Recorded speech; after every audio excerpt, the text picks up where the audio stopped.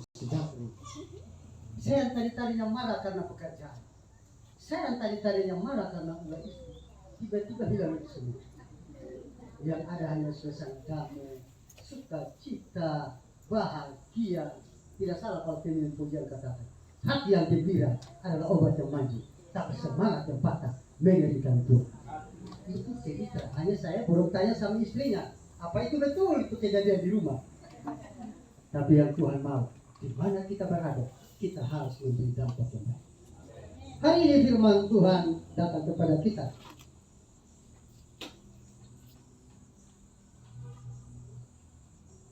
Jadi seperti apa yang disampaikan oleh Bapak Gembala, kayaknya Bapak Gembala sudah tahu apa yang ada saya hati. Karena begini, saya berpikir kalau saya berkhotbah lebih dari jam 10, maka jemaat mungkin jarang tanpa permisi.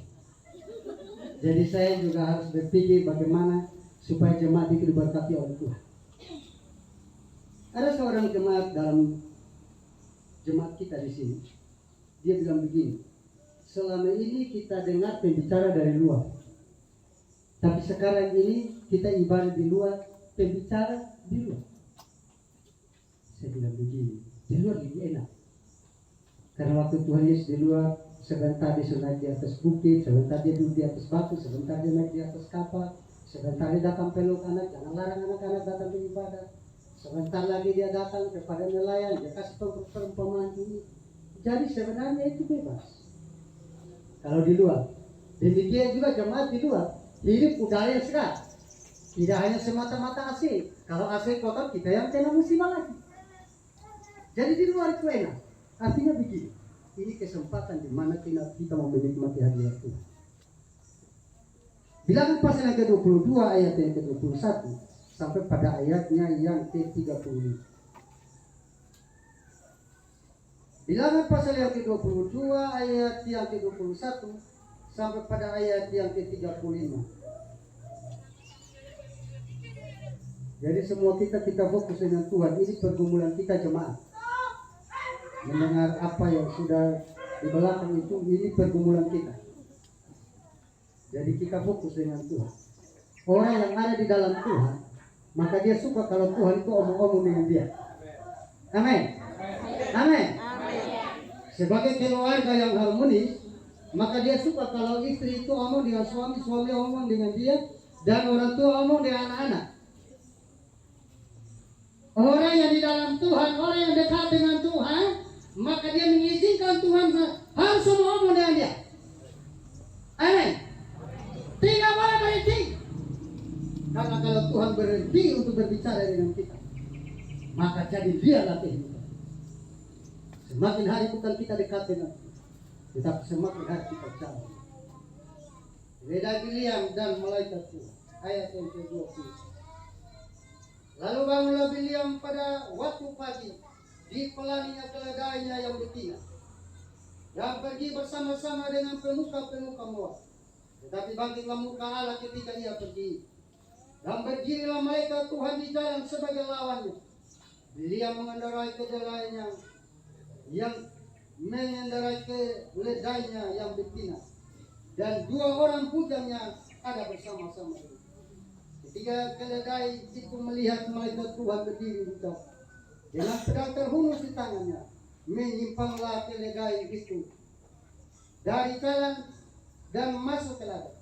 Maka beliau memukul keledai itu untuk memelingkannya kembali ke jalan. Kemudian pergilah malaikat Tuhan berdiri pada jalan yang sempit di antara kebun-kebun anggur dengan tembok sebelah menyeberang. Ketika keledai itu melihat malaikat Tuhan, didekatkannya lah, ditekankannya lah dirinya kepada tembok, sehingga kaki beliau terhimpit kepada tembok. Maka ia memukulnya pula. Berjalanlah pula malaikat Tuhan terus, dan berdirilah ia pada suatu tempat yang sempit, yang tidak ada jalan untuk menyimpang ke kanan atau ke kiri.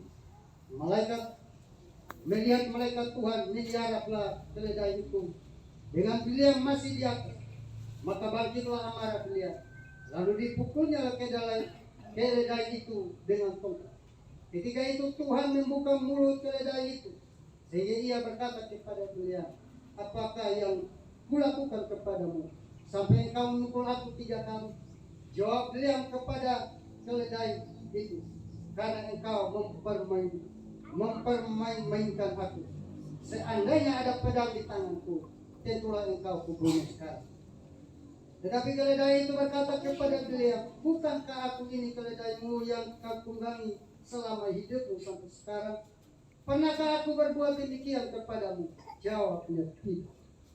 Kemudian Tuhan meningkatkan mata Bileam. Dilihatnya malaikat Tuhan dengan pedang terhunus di tangannya berdiri di jalan. Lalu berlututlah ia dan sujud. Berfirmanlah malaikat Tuhan kepadanya, apakah sebabnya engkau memukul keledaimu sampai 3 kali? Lihat, aku keluar sebagai lawanmu, sebab jalan ini pada pemandanganku menuju kepada kebinasan. Ketika keledai itu melihat aku, telah 3 kali ia menyimpang dari hadapanku. Jika ia tidak menyimpang dari hadapanku, tentulah engkau yang kubunuh pada waktu itu juga, dan dia kubiarkan. Lalu berkatalah Bileam kepada malaikat Tuhan, aku telah berdosa karena aku telah mengetahui bahwa engkau ini berdiri di dalam menentang aku. Maka sekarang jika hal ini jahat di matamu, aku mau pulang. Tetapi malaikat Tuhan berfirman kepada Bileam, pergilah bersama-sama dengan orang-orang itu. Tetapi hanya perkataan yang akan kukatakan kepadamu harus kau katakan. Sesudah itu pergilah Bileam bersama-sama dengan pemuka balas.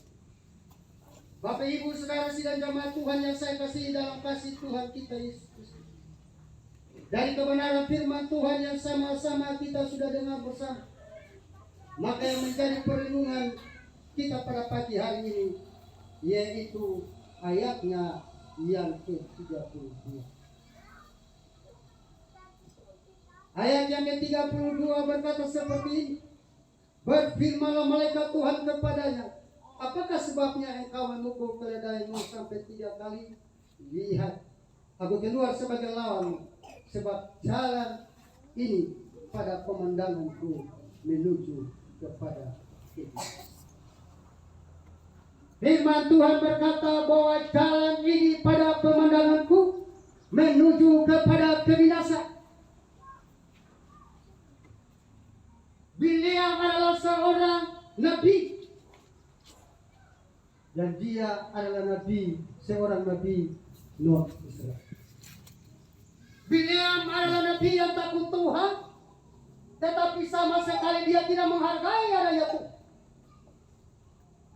Bileam ketika Balak Raja Moab mendengar bahwa bangsa Israel kemana mereka pergi, selama saja Tuhan buat kemenangan, dia mengirim pesan kepada Bileam supaya kalau bisa Bileam mengutuk bangsa Israel. Karena kata Balak, kalau engkau mengatakan berkat kepada satu bangsa, maka bangsa itu akan diberkati. Kalau engkau mengatakan kutuk kepada satu bangsa, maka kepada bangsa itu akan. Firman Tuhan berkata ketika pemuka-pemuka itu datang kepada Bileam, dan Bileam itu pergi. Bileam berasal dari alam Mesopotamia, dan dari alam Mesopotamia ke Moab itu perjalanannya cukup. Pagi hari ini kita bukan berbicara tentang bagaimana perjalanan dari alam Mesopotamia ke Moab, tetapi kita berbicara tentang bagaimana jalan hidup yang dilalui oleh Bileam. Terlepas daripada itu juga kita semua yang ada di hadapan kita. Firman Tuhan berkata bahwa jalan ini pada pemandanganku menuju kepada kebinasan. Jalan mana? Kenapa tidak ditulis mati, tetapi kibis? Mati beda daripada binasa. Firman Tuhan dalam Roma pasal yang ke-8 ayat yang ke-10 berkata seperti ini, tetapi jika Kristus ada di dalam kamu, maka tubuh memang mati karena dosa, tetapi roh adalah kehidupan oleh karena kebenaran. Mati beda dengan kebinasaan. Abraham mati, Ishak mati, Yakub mati, nabi-nabi yang lain juga mati. Bahkan juga almarhum Bapak Gembala di sini juga mati supaya ganti yang baru Bapak Anskiti. Berarti semua orang mati. Tetapi kebenaran firman Tuhan berkata, jalan ini ujungnya menuju kepada kebinasaan. Dan kita melihat kebinasaan yang dimaksud dengan Alkitab 2 Tesalonika pasal yang pertama ayat yang ke-9. Mereka ini akan menjalani hukuman kebinasaan selama-lamanya, dijauhkan dari hadirat Tuhan, dari kemuliaan. Binasa artinya memiliki keterpisaan dengan Tuhan, tidak ada hubungan dengan Tuhan, itulah binasa. Dan jemaat Tuhan yang dikasihi oleh Tuhan kita Yesus Kristus, kalau dikatakan bahwa jalan ini ujungnya menuju kepada kebinasaan, jalan yang mana? Poin yang pertama yang kita akan pelajari pada hari ini, ayat yang ke-12 daripada pembacaan kita. Bilangan pasal yang ke-22 ayat yang ke-12. Lalu berfirmanlah Allah kepada beliau, janganlah engkau pergi bersama-sama dengan mereka. Jangan engkau mengutuk bangsa itu, sebab mereka telah diberkati. Ayat yang ke-21 dikatakan seperti ini. Lalu berfirmanlah, ayat yang ke-21. Lalu bangunlah Bileam pada waktu pagi, dipelanginya lah keledai yang betina, dan pergi bersama-sama dengan pemuda. Jalan yang mana yang menurut pemandangan Tuhan bahwa ujungnya menuju kepada kebinasaan?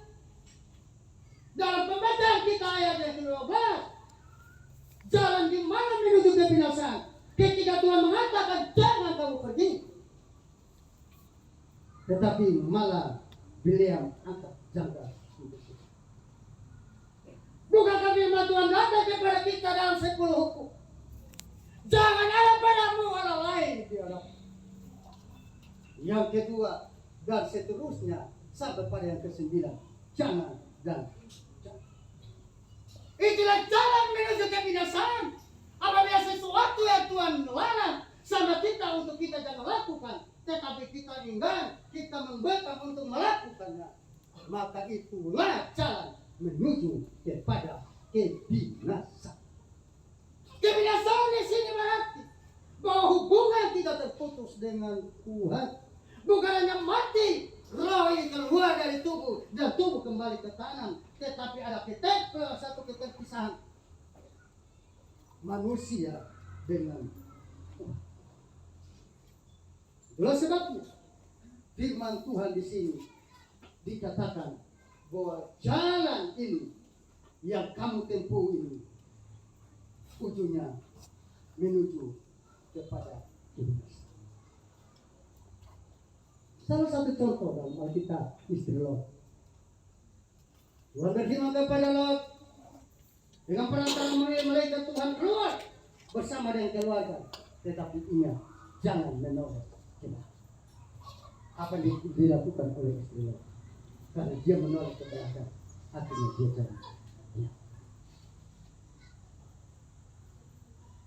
Tuhan berfirman kepada Saul, pergilah tuntas semua yang ada di bangsa Amalek.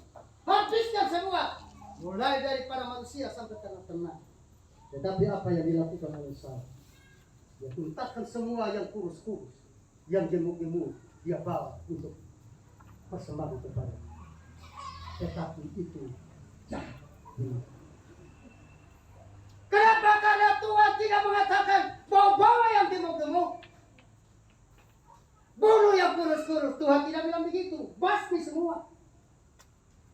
Justru kata jangan itu dilarang oleh Saul. Tuhan bilang begini, aku menyesat menjadikan engkau menjadi seorang.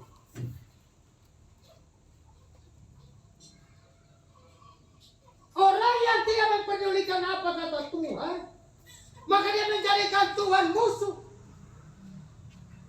Bukankah Tuhan berbicara kepada beliau, aku keluar sebagai pelawan, melawan engkau. Kenapa? Karena dia tidak mendengarkan akan apa yang dikatakan oleh jemaat Tuhan yang dikasihi oleh Tuhan kita Yesus Kristus.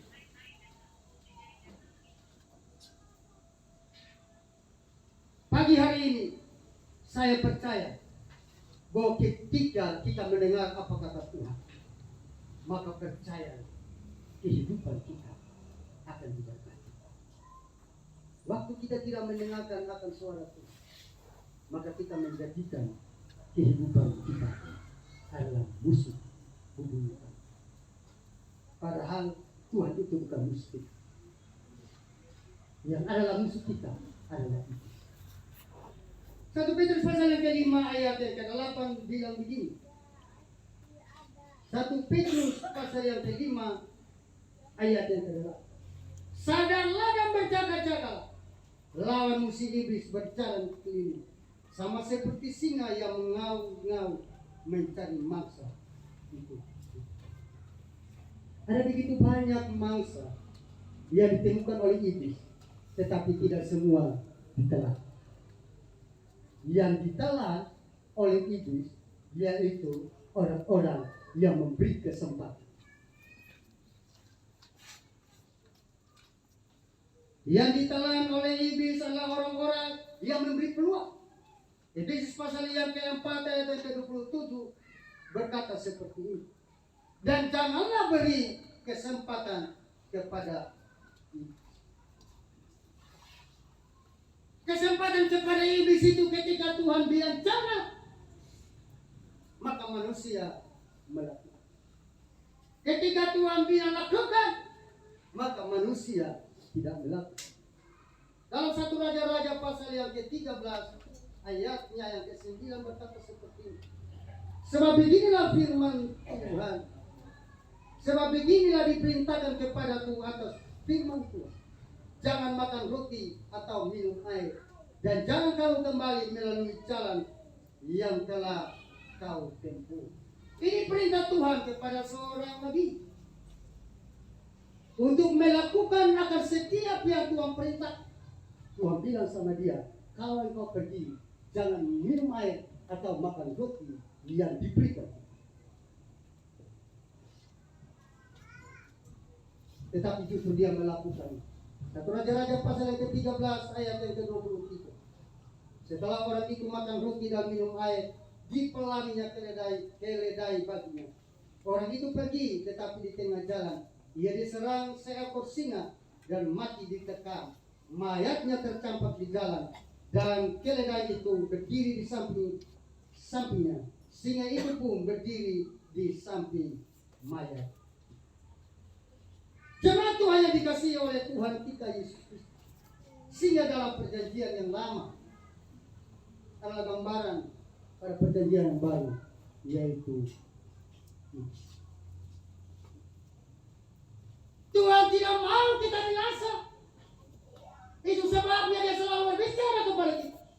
Dan apa yang Tuhan mau katakan kepada kita, maunya Tuhan kita lakukan dalam hidup kita. Injil Yohanes pasal yang ke-10 ayat yang ke-10. Pekerjaan daripada iblis itu yaitu mencuri, membunuh, membinasa. Itulah pekerjaan daripada iblis. Nah, Tuhan datang ke dalam dunia ini mau menyelamatkan kita dan sudah menyelamatkan kita. Dan mau supaya keselamatan itu tetap menjadi bagian kita. Jangan kita gagalkan dengan kata apa yang Tuhan bilang. Jangan sementara kita lakukan dalam hidup. 1 Raja-Raja pasal yang ke-20 ayat yang ke-35. Seorang dari rombongan Nabi berkata kepada temannya atas perintah Tuhan, pukullah.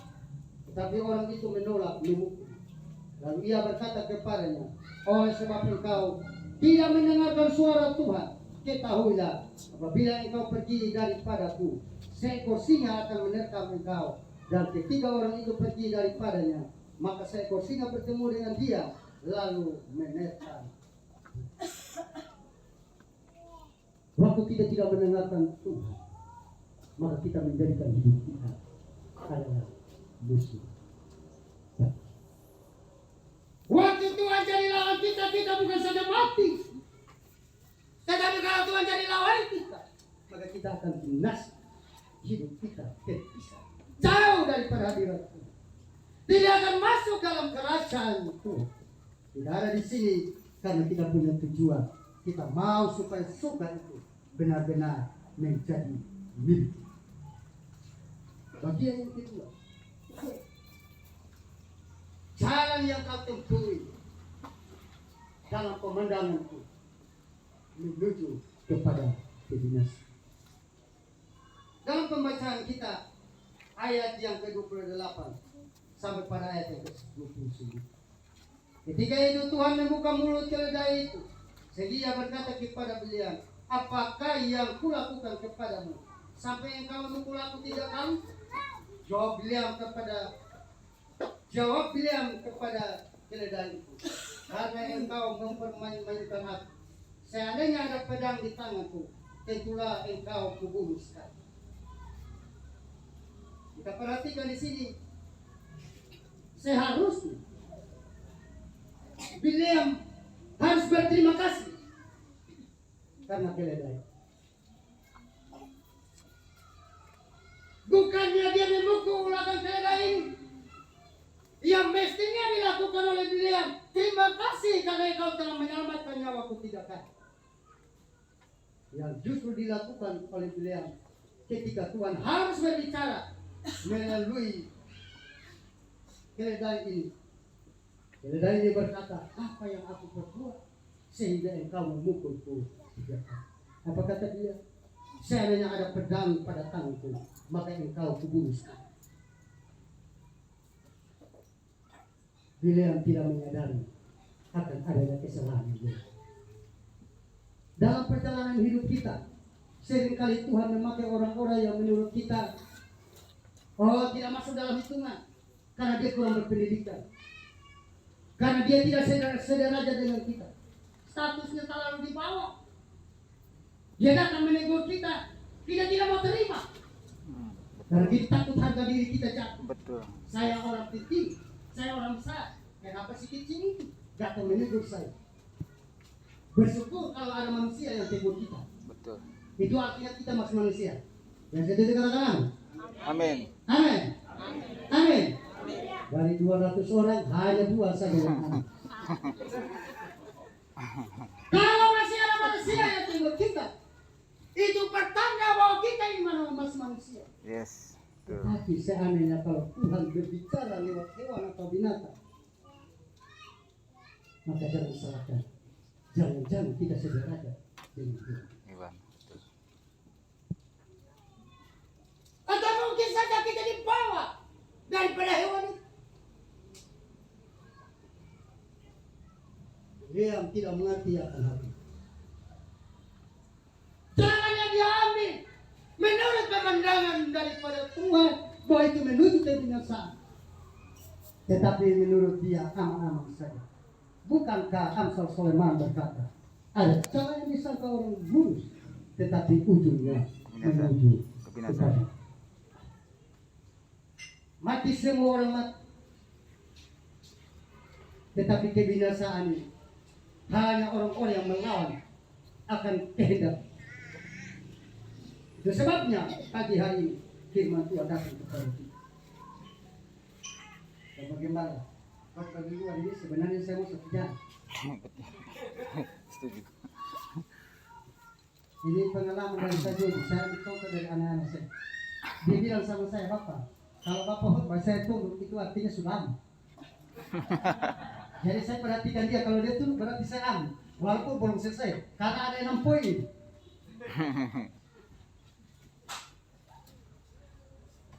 Jam saya baru jam 9. Tadi Bapak Gembala kasih saya kesempatan lagi 5 menit jam 9. Berarti saya baru berkhotbah 9 menit. Jemaat Tuhan yang dikasihi oleh Tuhan kita Yesus. Orang tidak terima kalau ada nasihat yang baik. Orang tidak terima kalau dia itu diperingatkan. Karena mungkin menurut dia, kamu anak kecil, tahu apa kamu? Kamu anak kemarin tidak tahu firman Tuhan.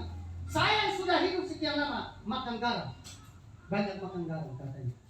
Tidak tahu bahwa orang kebanyakan makan garam berarti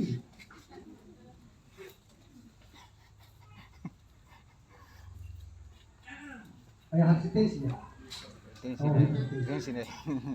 Nah, jemaat Tuhan yang dikasih oleh Tuhan kita, ayat pasal yang ke-5 ayat yang ke-17. Sesungguhnya berbahagialah manusia yang ditegur Allah, sebab itu janganlah engkau menolak didikan yang mahal.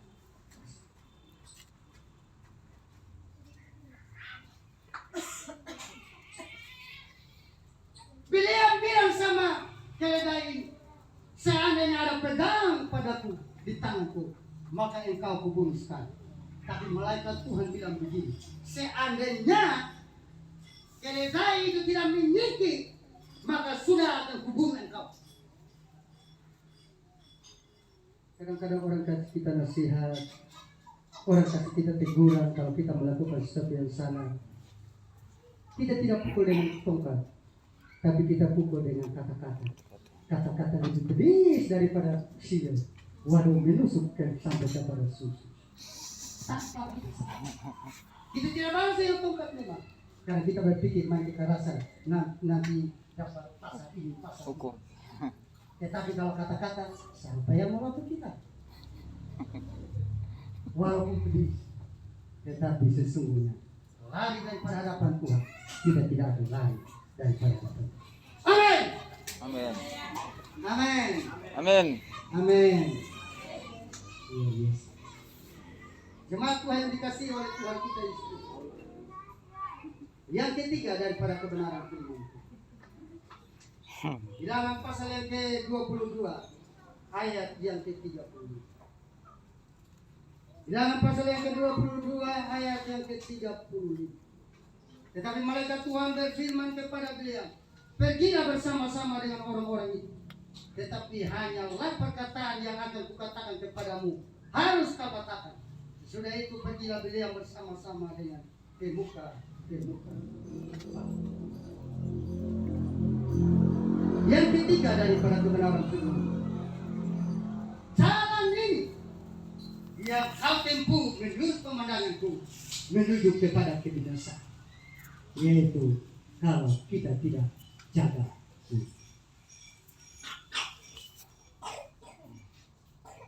Malaikat Tuhan berkata kepada beliau, kamu boleh pergi sekarang, tetapi dengan satu syarat. Kau harus katakan apa yang aku katakan. Di luar daripada apa yang aku katakan, tidak boleh yang kau katakan. Kenapa? Karena bangsa Israel adalah bangsa yang dipilih Tuhan dan diberkati. Balak bilang, ada satu bangsa yang menutupi muka bumi ini. Yes. Mungkinkah hadirnya engkau mengutuk bangsa ini dan aku menang?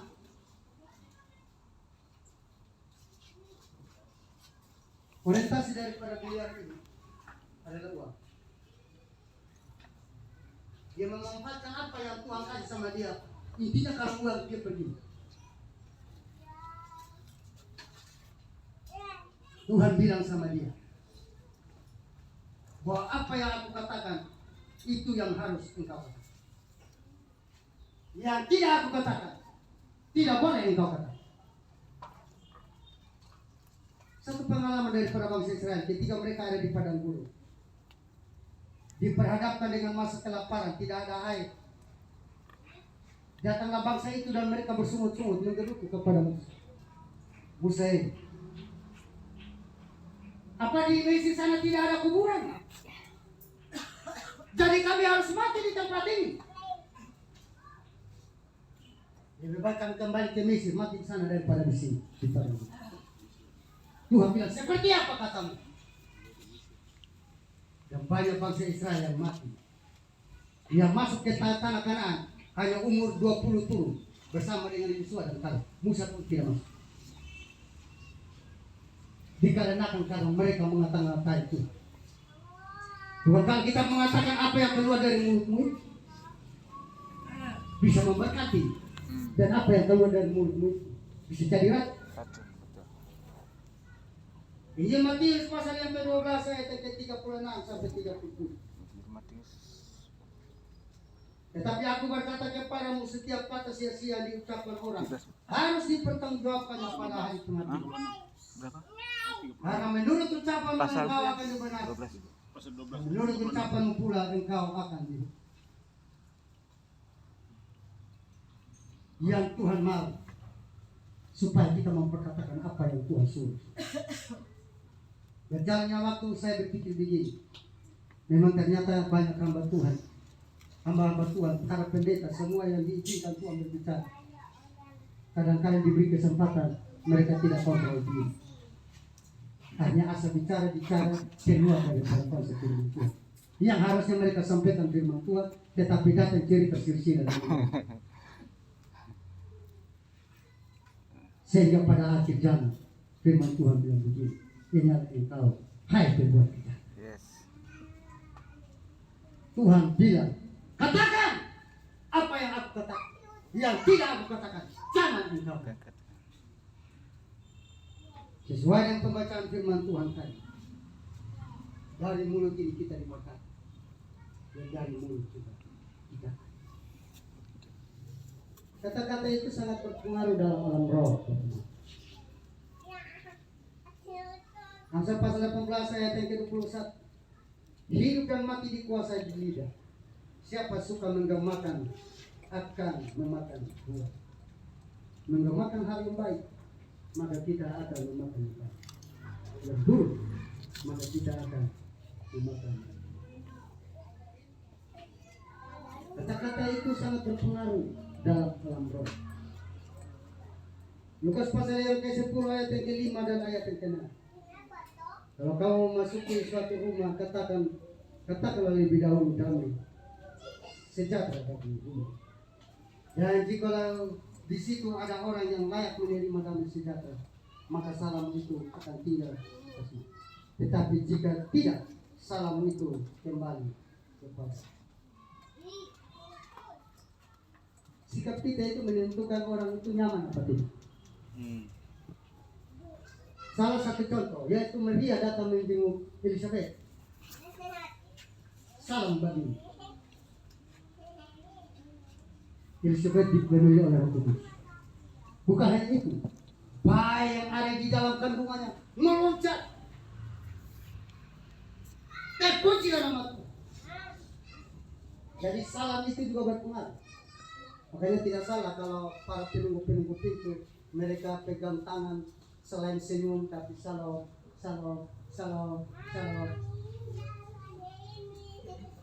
Tuhan Yesus memberkati, Tuhan Yesus memberkati. Ini penting banget. Bisa jadi dengan adanya senyum kita pun berbanding. Begitu kita bilang salam, ada kegirangan, ada sukacita besar. Begitu kita bilang Tuhan Yesus memberkati, ada damai. Katakan apa yang Tuhan katakan. Amsal pasal yang ke-26 ayat yang kedua.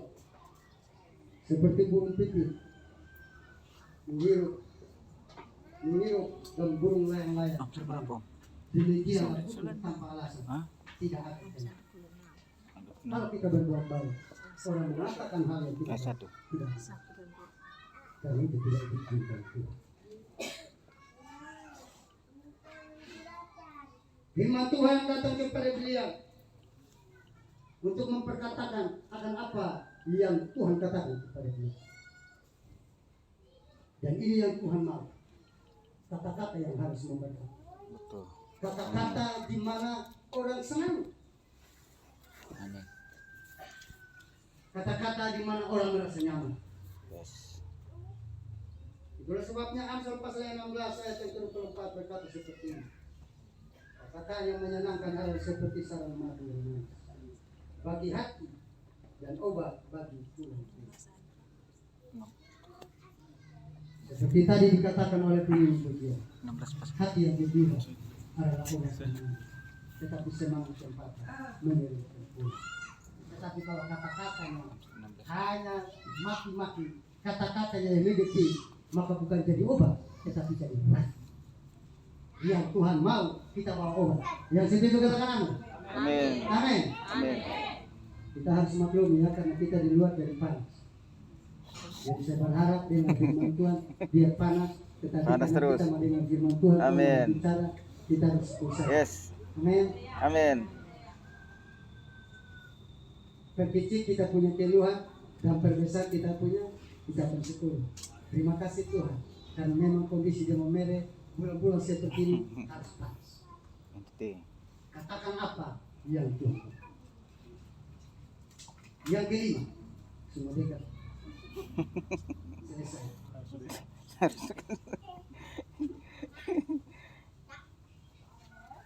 Yang keempat, ayat yang ke-6 daripada pasal yang ke-22.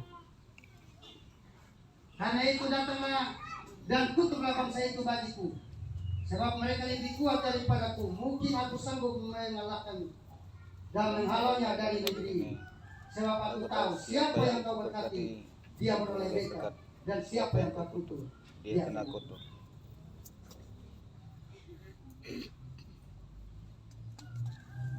Dari ayat ini Mama dikasih oleh Tuhan kita Yesus. Ini yang punya niat jahat, rencananya jahat, tetapi dia tidak mau kerja sendiri. Dia cari teman kerja, cari mitra. Dan orang yang dia ajak untuk bekerja bersama dia adalah dia. Jalan hidup yang kau tempuhi ujungnya menuju kepada kebinasaan. Ya, Tuhan tidak suka kalau kita merancangkan hal-hal yang jahat. Bila yang tidak merancangkan, tapi bila yang terlibat dalam hal itu.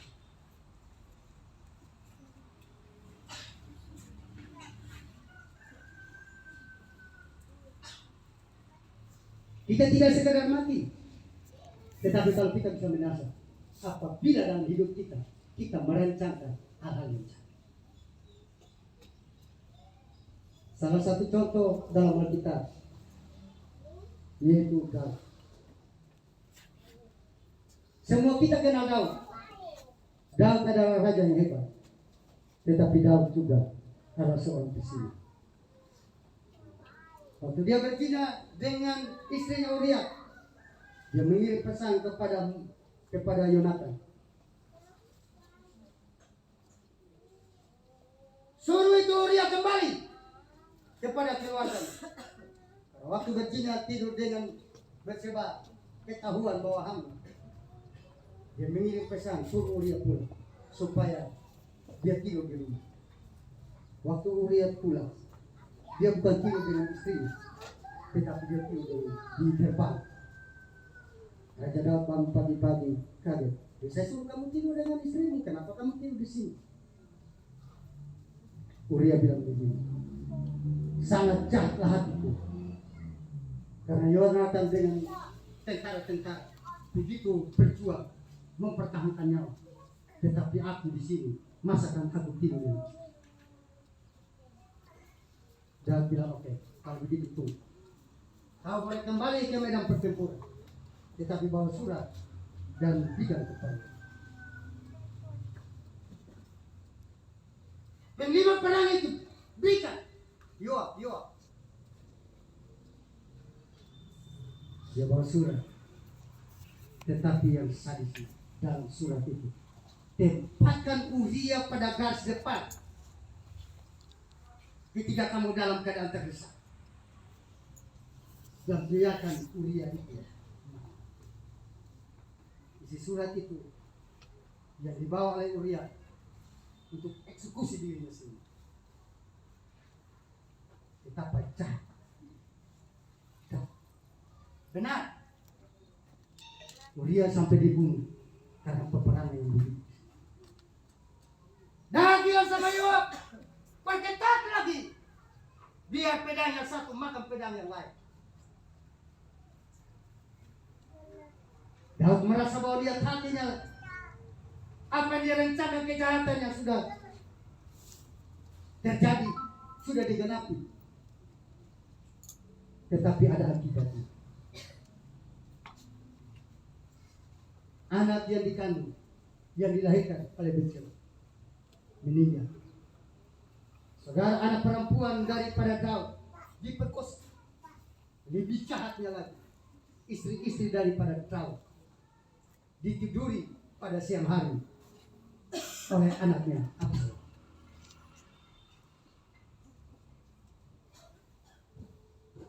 Tuhan bilang begini, jalan yang kamu lalui, jalan yang kamu ambil pada pemandanganku menuju kepada kebinasan, yaitu rencana. Dan kalau dalam kita tidak merencanakan yang jahat, tetapi kalau kita ambil bagian dalam rencana yang jahat, maka jalan kita menuju kepada kebinasan. Banyak contoh dalam kita. Amsal pasal yang ketiga ayat yang ke-29 berkata seperti ini. Jangan kamu merencanakan kejahatan terhadap sesama, sedangkan tanpa curiga ia tinggal bersama-sama dengan engkau. Sama sekali Uria tidak curiga kalau rajanya itu punya niat seperti itu. Dia hanya berjalan melakukan tugas, bawa surat serahkan kepada dia. Tidak punya pemikiran. Di Matius pasal yang ke-7 ayat yang ke-12 berkata seperti ini. Segala sesuatu yang kamu kehendaki supaya orang perbuat kepada, perbuatlah demikian kepada mereka. Itulah isi seluruh hukum Taurat dan kitab para nabi. Semua kita yang diberkati oleh Tuhan Kristus. Bagian yang kelima daripada kebenaran firman. Cara yang kau tempuh ini menurut pemandanganku menuju kepada kebinasan. Jangan jadi batu sandungan bagi orang. Bagian yang kelima. Wahyu pasal yang kedua ayat yang ke-14 berkata seperti ini. Tetapi aku mempunyai beberapa keberatan terhadap engkau di antaramu. Ada beberapa orang yang menganut ajaran Biliam. Dia memberi nasihat kepada Balak untuk menyesatkan orang Israel supaya mereka makan persembahan berhala dan berbuat jin. Jangan jadi batu sandungan. Waktu Biliam dipanggil oleh Raja Moab, Raja Balak, untuk mengutuk bangsa Israel, di atas gunung dia memberkati bangsa Israel. Tetapi waktu turun dari gunung, dia bilang, saya tidak bisa memperkatakan kata-kata yang lain selain daripada apa yang Tuhan sudah taruh. Tetapi ini saran saya, nanti anak perempuanmu biarkan mereka kawin dengan anak laki-laki daripada bangsa Israel, orang-orang Israel. Dengan demikian, maka orang-orang Israel akan mengikuti cara penyembahannya orang-orang Moab. Ternyata benar, di atas gunung Biliam memberkati 32.000 orang. Sementara di bawah gunung dia memberikan saran kepada Balak supaya pakai strategi ini. Dan ternyata benar waktu Tuhan menghukum, memusnahkan 32.000. Karena kau campur ini berzina kepada Baal. Ini kembali kepada kita, semua hamba-hamba Tuhan yang berdiri di podium ini. Semua yang melayani. Jangan hanya pendeta-pendeta, semua kolektif, semua. Jemaat Tuhan yang berdoa. Amin. Jangan kita di atas mimbar kita memberkati, sementara kita di luar atau turun ke bawah kita mengutuk. Firman Tuhan bilang, aku mempunyai berapa keberatan. Jangan kamu mengikuti apa nasib, apa kata daripada Biliam.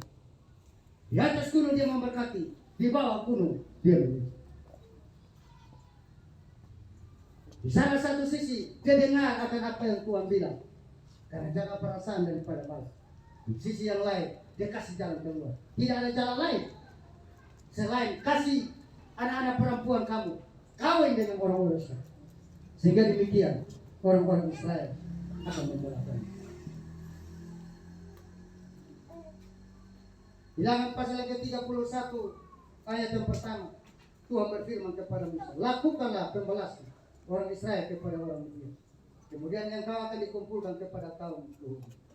Lalu berkatalah Musa kepada bangsa itu, baiklah, sejumlah orang dari antaramu mempersenjatai diri untuk berperang supaya mereka melawan Midian untuk menjalankan pembalasan Tuhan terhadap orang-orang Midian. Di antaranya Bileam juga dibinasakan oleh bangsa itu. Jemaat Tuhan yang dikasihi oleh Tuhan kita Yesus, jangan jadi batu sandungan bagi orang, karena jalan itu adalah menuju kepada kebinasaan. Yang terakhir, di dalam setengah 10, yang terakhir, dalam pasal yang ke-22 ayat yang ke-37. Dan berkatalah Balak kepada Bileam, bukankah aku sudah mengutus orang memanggil engkau? Mengapakah engkau tidak hendak datang kepadaku? Sungguhkah tidak sanggup aku memberi upah?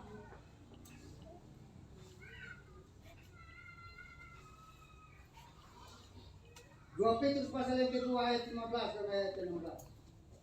Oleh karena mereka telah meninggalkan jalan yang benar, maka tersesatlah mereka, lalu mengikuti jalan Bileam anak Beor yang suka menerima upah untuk perbuatan yang jahat. Tetapi Bileam memperoleh peringatan keras untuk kejahatannya, sebab keledai bebal yang bisu berbicara dengan suara manusia dan mencegah kebebalan Nabi. Artinya begini, Bapak. Jangan suka makan yang bukan hasil karya kita. Betul. Amin. Cugilah, korupsilah, tipu-tipulah.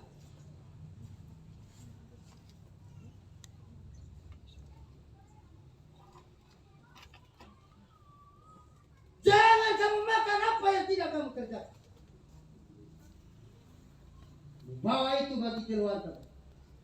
Mungkin kenyang makannya, tetapi untuk bahagia tidak bahagia. Betul. Amin. Ini yang dilakukan oleh dia. Asal dia kaya, asal dia punya uang. Di salah satu sisi dia memberkati bangsa Israel, tetapi di sisi yang lain dia dapat menipu bangsa Israel dengan cara biarkan anak-anak perempuan mengawini anak-anak laki-laki, supaya dengan sendirinya paksa nyembuhkan berzina membalakan itu. Intinya hanya karena mau duit. Nikmati apa yang engkau kerjakan. Mazmur pasal yang ke-128 ayat yang kedua. Apabila engkau memakan hasil jerih payah tangan, berbahagialah engkau dan baiklah keadaan. Ini yang mesti kita perhatikan. Makan dari jerih lelah kita, dari karya tangan kita. Selain kita kenyang, tetapi keluarga kita juga baik-baik saja. Hidup amat bahagia. Walau sedikit, tetapi kalau itu datang karena hasil jerih, waduh, nikmatnya tidak ada duanya. Apa sehat, lima sempurna. Biar orang kaya makan banyak juga sama dengan saya makan hanya sedikit. Biar mereka makan dengan daging, mereka makan dengan ikan, minum sedikit. Saya cukup daging saya juga, waduh, nikmatnya luar biasa. Tidak peduli. Intinya itu hasil keringat saya. Amin. Amin. Amin. Jadi jangan suka kasih makan keluarga. Ini salah. Mereka kenyang tapi tidak bahagia. Malah yang jadi kurus-kurus mereka. Maka kita harus datang kepada Bapak Gembala supaya dapat penyuluhan tentang status. Gizi buruk itu harus diisi. Amin. Jemaat Tuhan yang dikasihi oleh Tuhan kita ini, nikmati apa yang harus jadi bagian. Amin. Jangan seperti Bileam.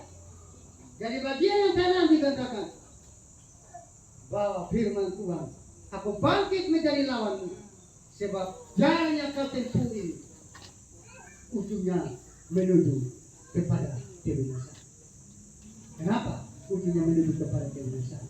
Karena sukanya mau peras orang.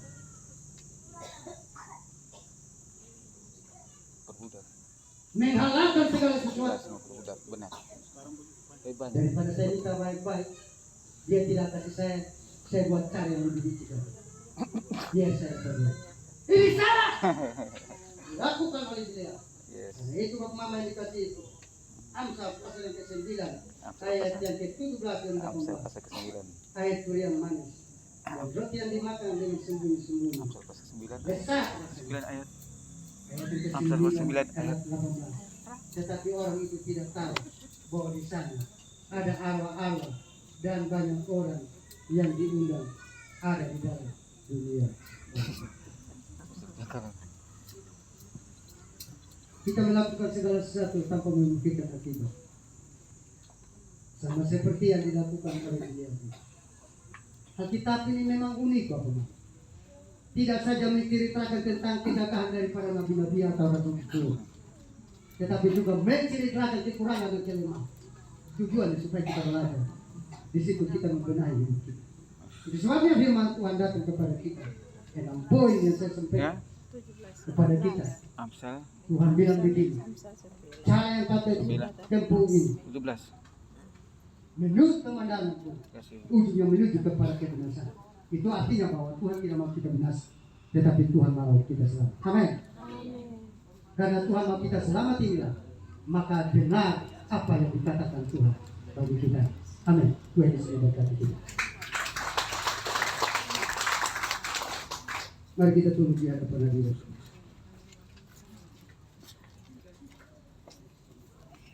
Satu pujian yang kita melakukan. Selidiki hati ya Tuhan. Amin. Lihat hati. Kita hanya bisa melihat apa yang ada. Kita hanya bisa tahu apa yang ada pada pemandangan kita. Tetapi selebih daripada itu kita tidak tahu. Tetapi Tuhan yang ada di situ, Dia tahu segala sesuatu. Ada begitu banyak cara yang kita sudah lalui sekarang. Yang mungkin menurut kita itu baik-baik saja. Yang mungkin menurut kita aman-aman saja. Tetapi dengar firman Tuhan. Dalam pemandangan Tuhan itu menurut kita. Dan kalau Tuhan sampaikan kepada kita, maka Dia mau kita kembali. Relakanlah hatimu. Ketika Tuhan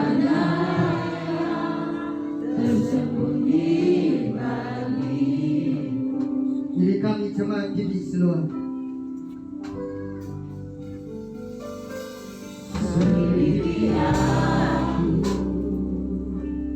lihat hatimu, apakah ku sungguh mengasihimu, Yesus.